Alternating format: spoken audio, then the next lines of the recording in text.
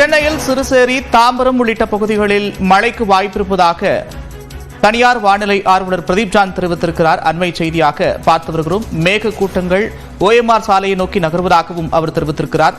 தற்போதைய வானிலை நிலவரம் தொடர்பான கூடுதல் விவரங்களோடு செய்தி அறையிலிருந்து செய்தியாளர் சடையாண்டி இணைக்கிறார். சடையாண்டி, தொடர்ச்சியாக OMR சாலை, கிழக்கு கடற்கரை சாலைகள் வழியாக இந்த மேகக்கூட்டங்கள் தற்போது நகர்ந்திருப்பதாக தெரிவிக்கப்பட்டிருக்கிறது. இன்னும் எத்தனை மணி நேரத்திற்கு கனமழைக்கான வாய்ப்பு இருக்கு? நிச்சயமா நந்தா, அடுத்த 2 மணி நேரம் 3 மணி நேரத்திற்குள்ளாக OMR ECR சாலையில் கனமழை நீடிக்கும் என்று தனியார் வானிலை ஆய்வாளர் பிரதீப் ஜான் ரேடார் புகைப்படத்தோடு ஒரு எக்ஸ் வலைதள பக்கத்தில் பதிவிட்டிருக்கிறார். தற்பொழுது அந்த புகைப்படத்தை தான் நம்ம பார்த்துக்கிட்டு இருக்கோம்.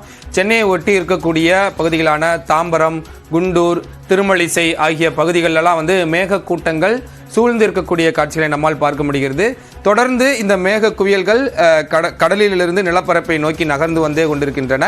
இது நம்ம ECR சாலை, OMR சாலை பகுதிகளெல்லாம் அதிகப்படியான மழைப்பொழிவை தரக்கூடிய மேகக்கூட்டங்கள் சூழ்ந்திருக்கிறது அப்படின்றத இந்த ரேடார் புகைப்படம் மிக தெளிவாக உணர்த்துகிறது.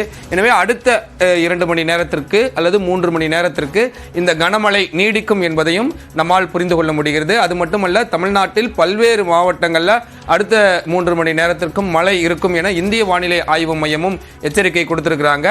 கனமழை அப்படின்றது சென்னையில் சற்று கடந்த 2 மணி நேரமாக ஓய்வாக இருந்த நிலையில் தற்பொழுது மீண்டும் அந்த மழையினுடைய வீரியம் அதிகரிக்கும் அப்படின்றதையும் நம்மால் புரிந்து கொள்ள முடிகிறது. அதற்கு பிறகு படிப்படியாக இந்த மேக குவியல்கள் உள் மாவட்டங்களுக்கு சென்றதற்கு பிறகாக படிப்படியாக சென்னையில் மழையினுடைய அளவு குறையும். இன்று மாலை, இரவு, அதிகாலை பொழுதுகளெல்லாம் லேசான மழை மட்டுமே இருக்கும் அப்படின்றது சென்னை வானிலை ஆய்வு மையம் கொடுத்திருக்கக்கூடிய தகவலும் இந்த தனியார் வானிலை ஆய்வாளர் பிரதீப் ஜான் கொடுத்திருக்கக்கூடிய தகவலையும் இருந்து நம்மால் புரிந்து கொள்ள முடிகிறது. ஆனால் தென் மாவட்டங்களுக்கு மிக அதிகப்படியான மழைப்பொழிவு இருக்கும் அப்படின்றத தொடர்ந்து இந்திய வானிலை ஆய்வு மையம் எச்சரிக்கை கொடுத்து கொண்டே தான் இருக்கிறாங்க. தற்பொழுது வங்கக்கடலில் நிலவி கொண்டிருக்கக்கூடிய அந்த ஆழ்ந்த காற்றழுத்த தாழ்வு பகுதியானது தொடர்ந்து அது மேற்கு வடமேற்கு திசையிலேயே நகர்ந்து கொண்டிருக்கிறது. தற்பொழுது இந்த 2 பகுதிகளுக்கும் இடைப்பட்ட பகுதியில் அது கரையை கடந்து கொண்டிருக்கிறது. தொடர்ந்து இது அரபிக்கடலை நோக்கி தான் நகரக்கூடும். அதன் காரணமாக தற்பொழுது அந்த தென் மாவட்டங்களில் இருக்கக்கூடிய கடலோர மாவட்டங்கள், தூத்துக்குடி, ராமநாதபுரம், தென்காசி, திருநெல்வேலி ஆகிய பகுதிகளெல்லாம் அதிகப்படியான மேக குவியல்கள் நிலப்பரப்பை நோக்கி நகர்வதற்கு வாய்ப்பு இருக்கிறது. அதன் காரணமாக இன்று இரவில் தான் அந்த தென் மாவட்டங்களுக்கு அதிக கனமழை பெய்யக்கூடும் என்ற ஒரு எச்சரிக்கையை இந்திய வானிலை ஆய்வு மையம் கொடுத்திருக்கிறாங்க. நள்ளிரவு 1 மணிக்கு மேல், 2 மணிக்கு மேல் தான் அந்த மழையினுடைய அளவும் அதிகரிக்கும். அதிகாலை பொழுதுலலாம் நாளை அதிகாலை பொழுதுலலாம் தென் மாவட்டங்களில் அதிகப்படியான மழைப்பொழிவு இருக்கும் அப்படின்றதையும் இந்திய வானிலை ஆய்வு மையம் கொடுத்திருக்கிறாங்க. அவங்க கொடுத்திருக்கக்கூடிய தரவுகள், ரேடார் புகைப்படமும் அதைத்தான் உணர்த்துகிறது. தொடர்ந்து மேக குவியல்கள் நிலப்பரப்பை நோக்கி நகர்ந்து வந்து கொண்டே இருக்கிறது. எனவே தென் மாவட்டத்தில் இருக்கக்கூடிய மக்கள் சற்று பாதுகாப்பாக இருக்க வேண்டும்.